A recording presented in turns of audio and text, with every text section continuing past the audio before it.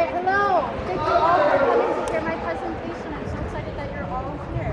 My name is Farah. Who is it? Something that happens a lot when I introduce myself to people is they often ask, hey, where are you from? I heard your name. It sounds a little bit eccentric, or a little bit different, or a little bit ethnic. What is that? Or if I don't hear that, the person might say, oh, you were named after Farrah Fawcett. And the truth is, none of these are my reality.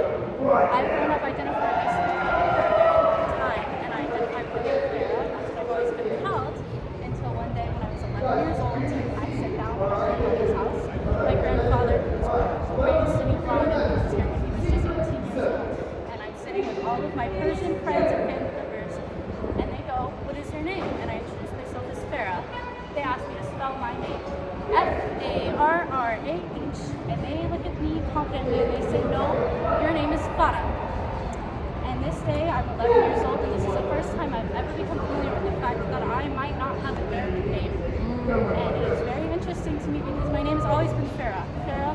That's how I always introduce myself. Hi, my name